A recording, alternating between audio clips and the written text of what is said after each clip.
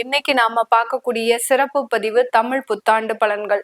தமிழ் புத்தாண்டாகப்பட்டது பராபவ வருடம் அப்படின்ற மாதிரியான ஒரு பெயர் கொண்டு, அதாவது 60 வருடங்கள்ல இது 40வது வருடம். ஒவ்வொரு தமிழ் புத்தாண்டும் 60 வருடங்களாக பிரிக்கப்படுது.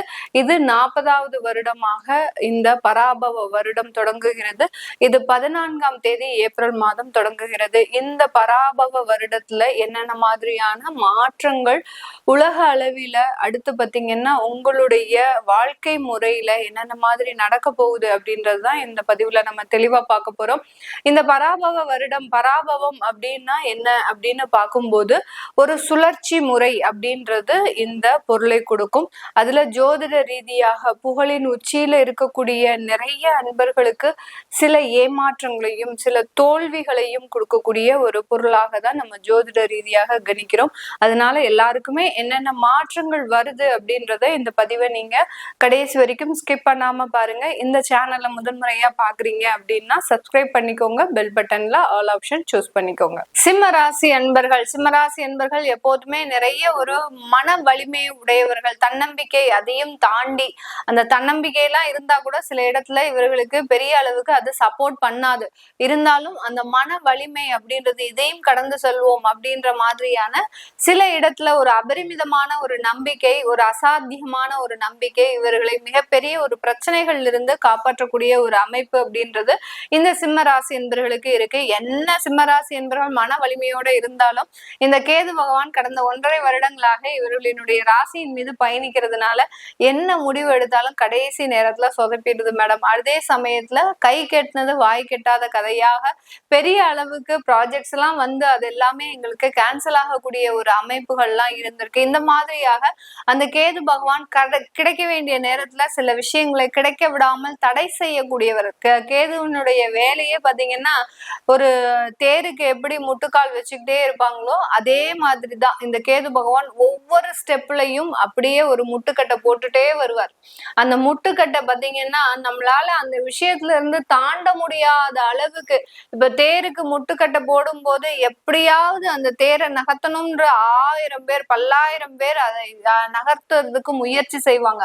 ஆனால் வாழ்க்கையில் இந்த கேது பகவான் போடக்கூடிய ஒவ்வொரு முட்டுக்கட்டையும் பாத்தீங்கன்னா மிக பெரிய அளவுக்கு அந்த இடத்துல நம்மளால வாழவே முடியாது, நம்மளால இந்த விஷயங்களை தாண்டி வரவே முடியாது அப்படின்னு சொல்லக்கூடிய அளவிற்கு மிகப்பெரிய ஒரு நெகட்டிவான சில விஷயங்களை செய்து வச்சுட்டு போயிடுவார். அதுதான் அந்த கேது பகவானுடைய ஒரு சிறந்த ஒரு குணாதிசயமே கூட. அதுதான் இந்த சிம்ம ராசி என்பர்களுக்கு கடந்த 1.5 வருடங்களாக நடந்துட்டு இருக்குது.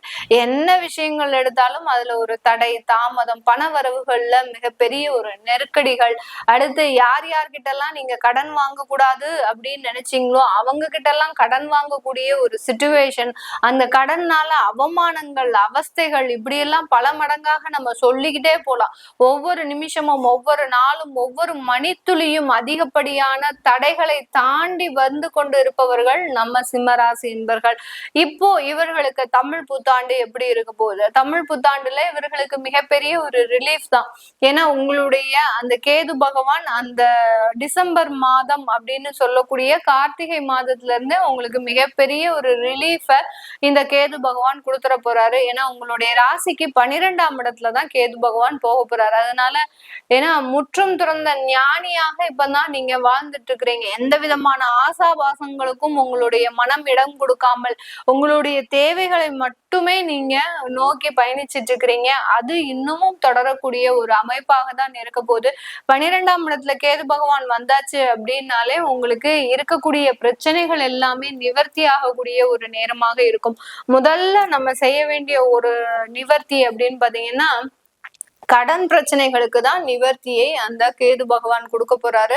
அடுத்து பாத்தீங்கன்னா உங்களுடைய 6ஆம் இடத்துல ராகு பகவான் இருக்கிறார். ரொம்ப ஒரு தன்னம்பிக்கை, அதாவது போராடக்கூடிய சக்தியை இந்த ராகு பகவான் உங்களுக்கு கொடுக்க போறாரு. இது நாள் வரைக்கும் 7ஆம் இடத்துல இருந்தவர் 6ஆம் இடத்திற்கு வர்றதுனால களத்திரத்தினால நிறைய பிரச்சனைகள் இருந்திருக்கும். வரன் தேடக்கூடிய விஷயத்துல நிறைய பிரச்சனைகள் இருக்கக்கூடிய இந்த சிம்ம ராசி என்பர்களுக்கு அதிலிருந்து எல்லாம் நிறைய ஒரு நிவர்த்திகளை இந்த சிம்ம ராசி என்பர்களுக்கு இந்த ராகு கேதுவினுடைய பெயர்ச்சி மிக அபரிமிதமான ஒரு மாற்றத்தை கொடுக்க போகுது. அஷ்டம சனி அப்படின்றது எல்லாருக்குமே ஒரு பயங்கரமான ஒரு ஒரு நெகட்டிவான ஒரு வைப்பை கொடுத்துக்கிட்டே இருக்கு.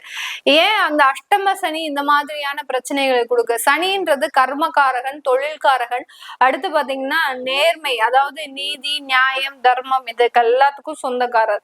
அப்படி இருக்கும்போது அவர் அஷ்டமத்துல போய் மறைஞ்சு இருக்கிறார். அப்போ நீங்க எப்படி இருக்கணும்?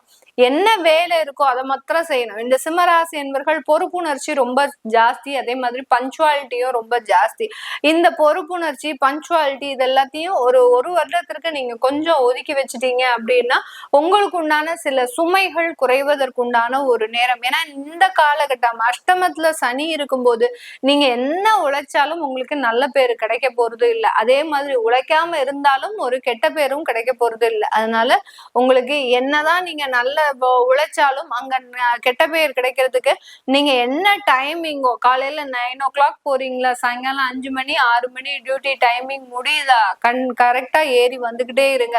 அதை மீறி நான் வீட்டுல போய் என்னுடைய வேலையை செய்யறேன், அந்த வேலைக்காக நான் ரொம்ப ஒரு பிரயத்தனம் பட்டேன், இதுக்காக 4 பேர்கிட்ட அவமானப்பட்டேன் அப்படின்றத பேசுறத நிப்பாட்டிட்டு அங்க வேலையினுடைய சுமையை குறைச்சுக்கோங்க.